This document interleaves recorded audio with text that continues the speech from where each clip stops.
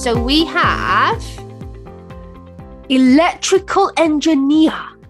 Okay, so electrical engineer. So if you like the electricity bit, learning about the circuits, about Christmas trees and all that kind of stuff, you could become an electrical engineer.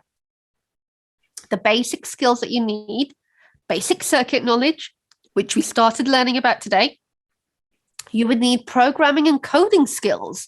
So if you like computer programming, this is a cool place to go as well, because you don't normally think that electrical engineer would use programming, but they use lots of different programs. And I think good see knows the names of the programs. Which ones were they? Yeah, Java, C, C++. And they're saying they're the useful languages to learn before you become an electrical engineer. I know C++.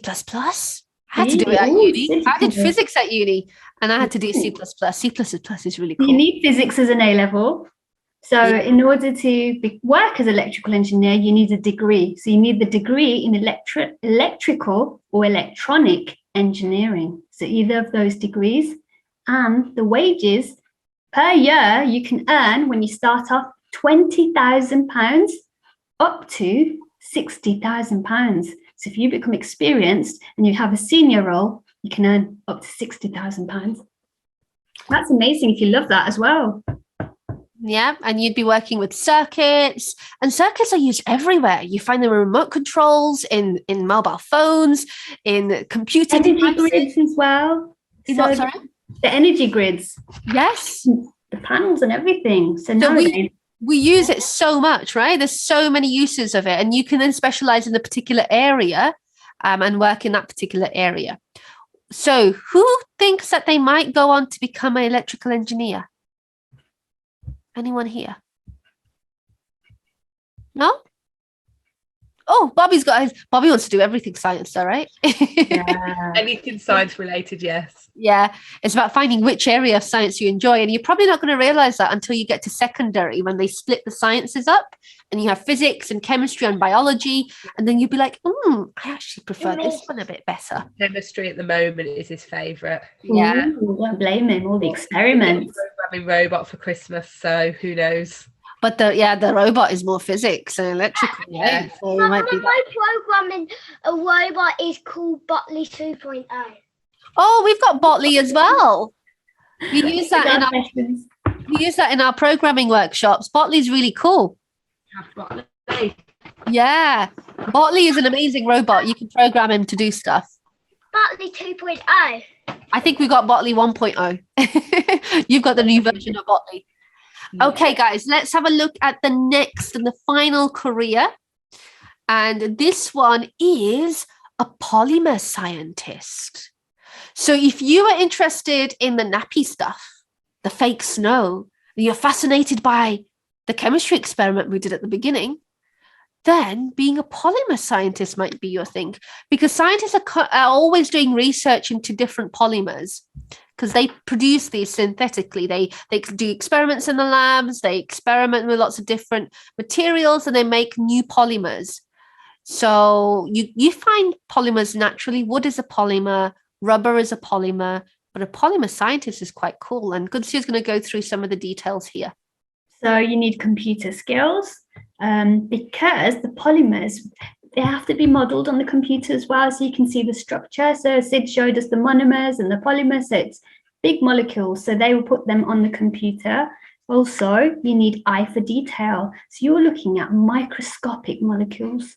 So you have to be really, really look at things in fine detail, and then analytical skills as well. So that's where you look at all the different molecules and the materials, and you see how can they be made useful. So you analyze and look at that, look at the data and evaluate all the results. So this is where polymer scientist works in a lab.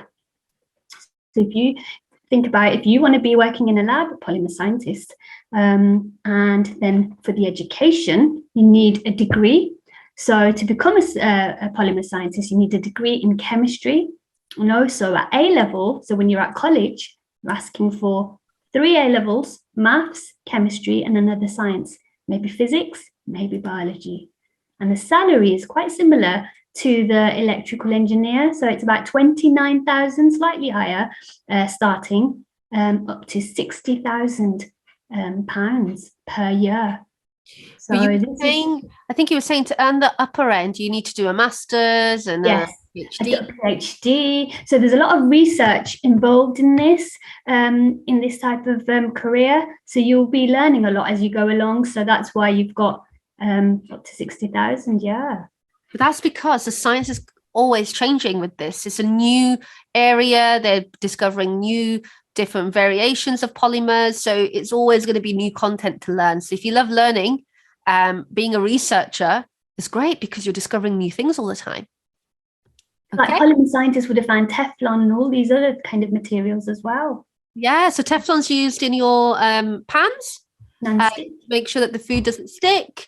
So polymers everywhere. Polymers in car tires. You've got polymers in toys that you make, that are made. Polymers are everywhere. So it's a big area. And then they also have to look at how can we biodegrade them, because polymers don't go away easily. No. They stay. They're cheap. They're useful. They're convenient, but they're bad for the environment. So there's a lot of research into what can we do to make them more friendly, environmentally friendly. And that's a big area at the moment, right? Climate change is a big area. Right, guys. So I'm interested in becoming a polymer scientist. Oh, yeah. Who's interested in becoming a polymer scientist? Ooh, is it Amri that's got a hand up? Amri and Pal. Yeah. And Bobby. And no activities are brilliant. Brilliant. So thank you guys so much for taking part in the Christmas Science Show online. It's been a fab session and it's made brilliant by all of you guys attending. So shall we do you want to all unmute and everyone give each other a round of applause? Yeah. Brilliant. Any last comments that you want to say before you guys go? Just say anything, Bob? Cool. All good? Any questions for us? Thank you. Excellent. You're welcome. And hopefully we'll see you February and then April. We're going to be around all of next year doing science shows, hopefully in person again. But we thought it'd be safer to do this online because we weren't sure what was going to happen, whether we were going to head towards lockdown or not. And it looks like we're okay at the moment. But hopefully we'll be in person in February. So I'll see you guys soon. Have fun. Bye.